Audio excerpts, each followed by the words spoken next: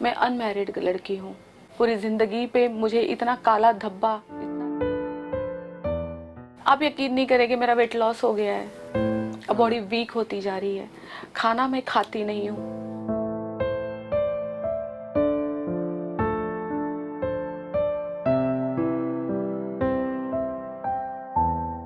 मेरी मम्मी परेशान हो चुकी है। मेरी मम्मी का कहना है कि बस करो, स्टैंड मत लो। ये कहाँ तक जाएगा? ये क्यों इतने गंदे एलिगेशन किस लिए? अगर कोई एक डिलीट बटन होगा ना मेरे पास, वो मैं डिलीट करना चाहूंगी पूरा राखी सावंत। स्वागत है राष्ट्रीय आपका टेली चक्कर पर। जो शुरू हुआ था क्योस, जो कुछ भी एलिगेशन शुरू हुए थे, धमकाना शुरू हुआ था, उसके खिलाफ आपने एफआईआर किया, फिर वो बात आगे कहाँ तक बढ़ी, क्या स्टेटस है अब इस वक्त? बातें तो और ज़्यादा आगे बढ़ गई है। शुरुआत में मुझे धमकाया गया, उसके बाद मेरे खिलाफ फिर एक प्रेस कॉन्फ्रेंस की गई, उसके ऊपर और मुझ पर एलिगेशंस लगाए गए। दूसरे तीसरे दिन फिर से मुझ पर एक और नया एलिगेशन, राश्री और आदिल के बीच में अफेयर है। राश्री को डे 1 से आदिल पसंद थे एंड उन्होंने कहा था, मैंने ऐसे कहा था, ऐसे राखी का कहना है कि अपने बॉयफ्रेंड को छुपा के रख वरना वो उड़ जाएगा। पता नहीं क्या है, कहाँ उड़ जाएगा कबूतर वो। क्या आपको कभी ऐसा हुआ नहीं कि यार राखी, कम से कम दोस्ती का तो मान रख ले, मतलब अब कितने और एलिगेशंस लगेंगे? And also I want to know कि जब वो आपके और आदिल का नाम एक साथ जोड़ रही हैं तो आप लोगों को आगे आके उस चीज के अगेंस्ट बोलना चाहिए, ऐसा नहीं लगा आप लोगों को एक साथ? मुझे और आदिल को? हाँ। बिल्कुल बिल्कुल, मेरी बात हुई थी आदिल के साथ इस बारे में, but somehow he is busy, तो हम लोग दोनों साथ में आगे नहीं आए हैं।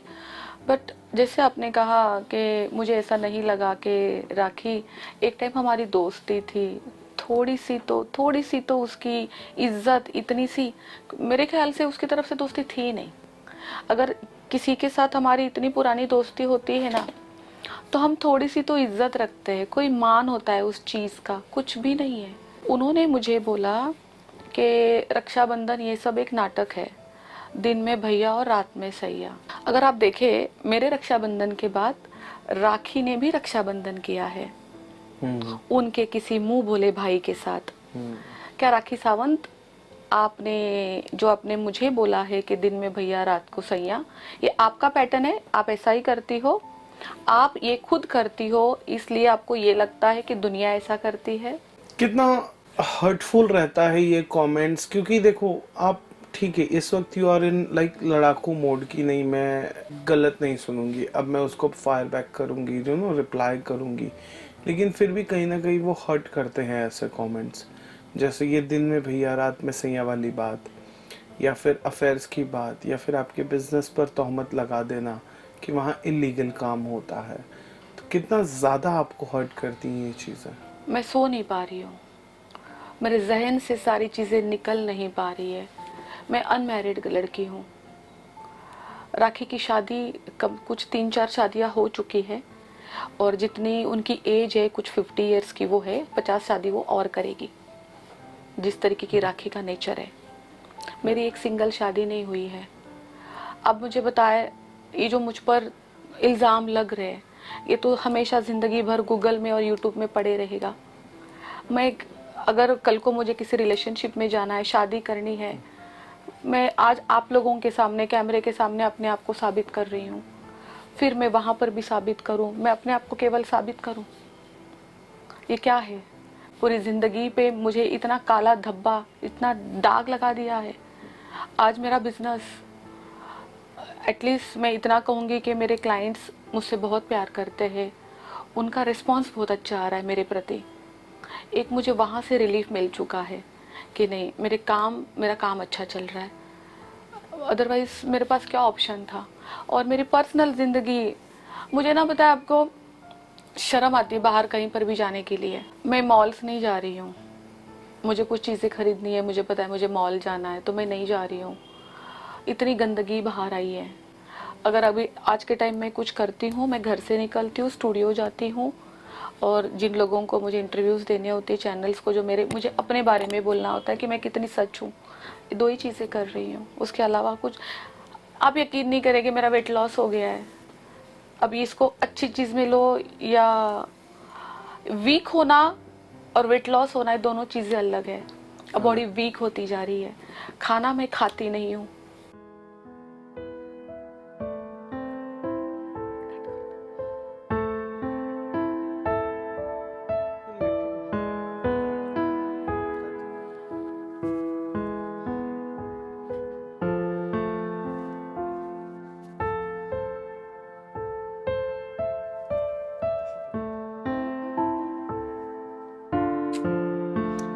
ये नहीं होना चाहिए था।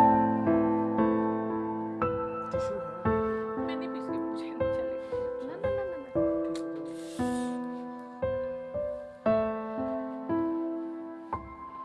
अब बंद नहीं हो रहा है।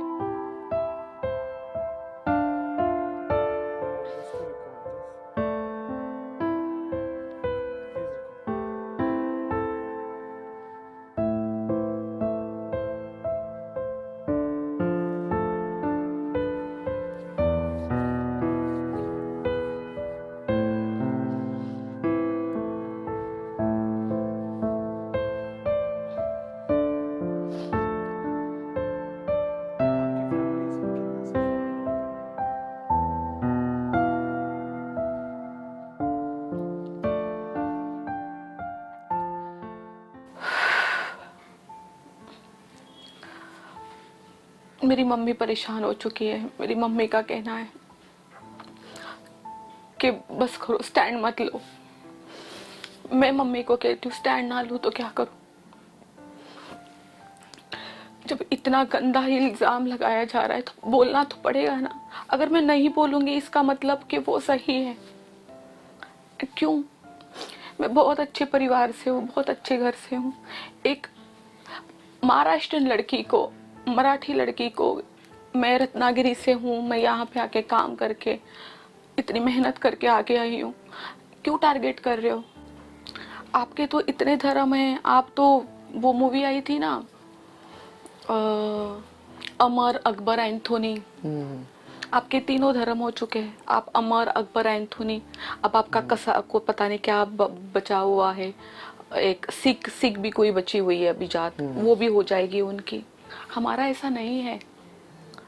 हम बहुत अच्छे बैकग्राउंड से, बहुत अच्छे परिवार से हैं। ये कहाँ तक जाएगा? ये क्यों इतने गंदे एलिगेशन किस लिए? मैंने उसको निवाले खिलाए, ये नहीं करना चाहिए उसको।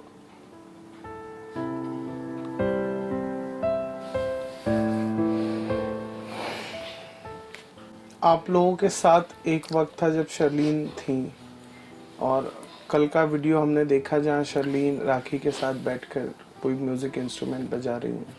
मैंने देखा, उस सेम पार्टी में मैं भी गई थी। उस सेम इनविटेशन मुझे भी था। मैं वहाँ से निकली, फिर शायद इन लोगों की एंट्री हुई है।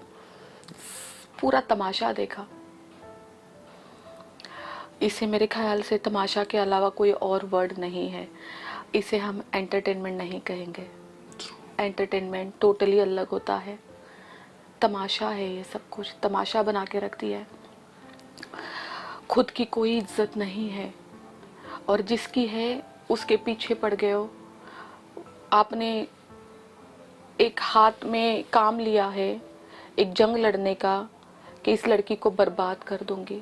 उसके लिए कुछ भी करने के लिए रेडी हो आप, करिए आप। मैं स्ट्रांग रहूंगी। देखिए, बीच बीच में इंसान वीक हो जाता है, होना भी चाहिए इंसान को। जब थोड़ा वीक होगा फिर थोड़ा स्ट्रांग होगा, फिर वीक होगा फिर स्ट्रांग होगा। ये तो ऐसा तो पॉसिबल ही नहीं है कि नहीं हमें कोई फर्क नहीं पड़ता, हम एकदम स्ट्रांग है। Not possible. कल क्या हुआ है, किस तरीके का तमाशा किया है, सिर्फ ये दिखाने के लिए कि देखो मैं आप लोगों को कैसे नीचे गिराती हूँ, आप लोगों के ऊपर कितने गंदे एलिगेशंस लगाती हूँ। इतना गंदा। आदिल और मुझे इतना बदनाम करके छोड़ दिया, इतना बदनाम। लिटरली आदिल ने मुझे 2 दिन पहले बोला था तू खाना नहीं खा रही है, तेरी मेरे थोड़ा सा हेल्थ प्रॉब्लम है, इशू है। उसने बोला चल तुझे खाना खिलाता हूँ। मैंने कहा मैं तुम्हारे साथ नहीं जाऊंगी आदिल, ये डर है। रक्षाबंधन करने के बावजूद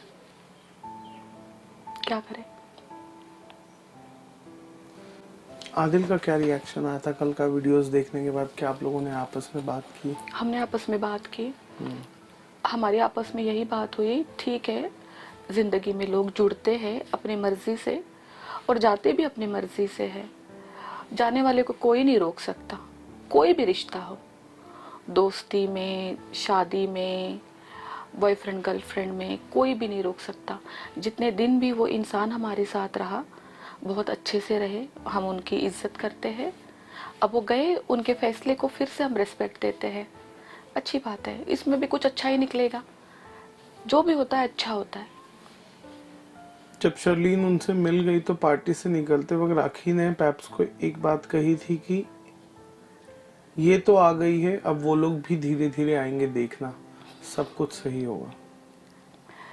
ठीक है, सपना देखने का हक सबको है। राखी सावंत आप भी देखिए, अब तो पता है जो गिरगिट होता है ना, जो रियल गिरगिट होता है, बेचारा वो परेशान हो गया होगा कि ये लोग मेरा काम कर रहे तो मैं क्या करूं। जब आदिल हमारे ऑफिस आए थे, हमने उनसे बात की थी, तो मैंने उनको उनकी फैमिली के बारे में पूछा था उनके जेल से निकलने के बाद। ये सब ठीक है, सब कुछ ठीक है, बाकी जो थोड़ा बहुत है वक्त के साथ हील हो जाएगा। फिर मैंने आपकी और उनके राखी की तस्वीरें देखी, मैंने कहा चलो एक और बहन आदिल को मिल गई है।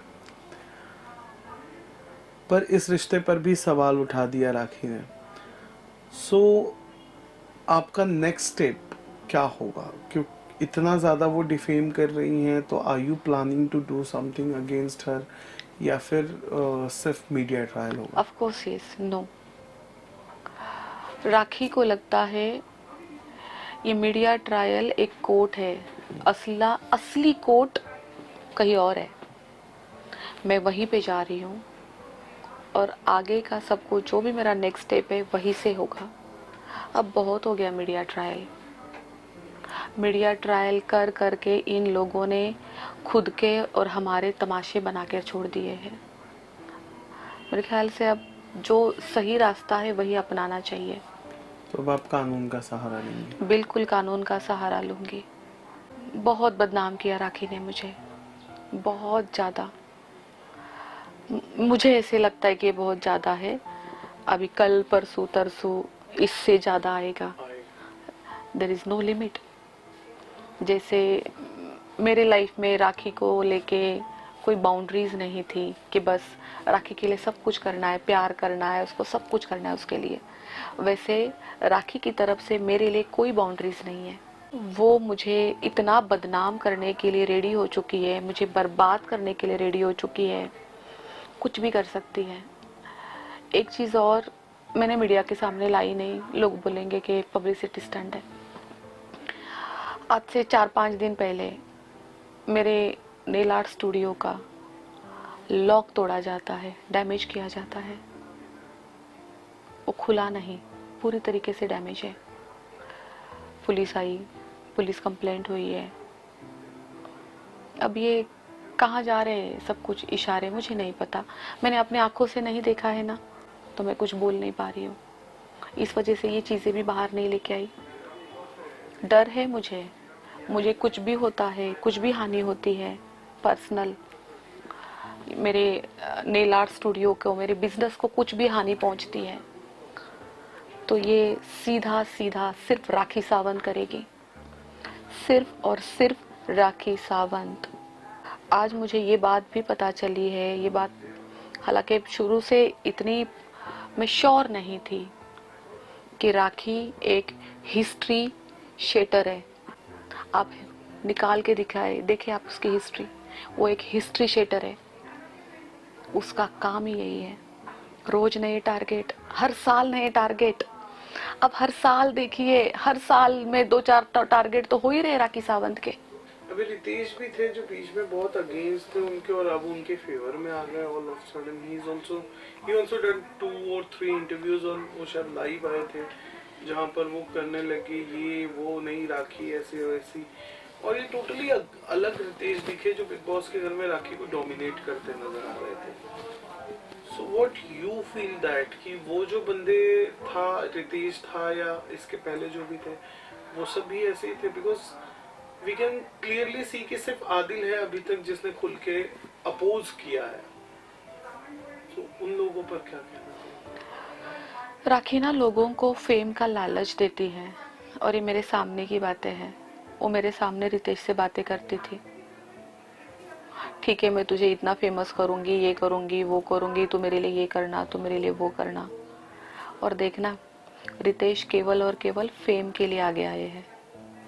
रितेश की शादी भी एक सब कुछ फेम की ही थी, सब कुछ फेम है, बस वो वहां से फेम ले रहे हैं। हालांकि उन्होंने एक लाइव में मुझे भी धमकियां दी है। एक दिन लाइव बैठे थे हाँ, और उन्होंने मुझे लिटरली मेरा नाम लेके धमकी दी है। एक तो आपका खुद का कुछ अस्तित्व है नहीं।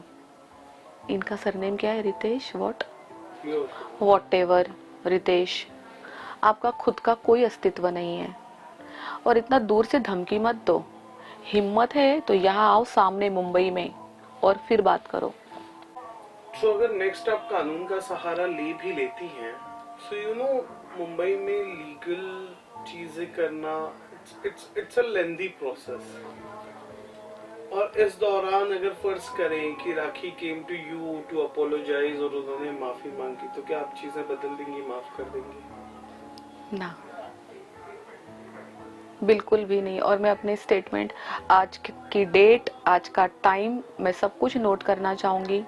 मैं ऐसा कभी नहीं करूंगी, नहीं। ये कोई नॉर्मल झगड़ा नहीं था,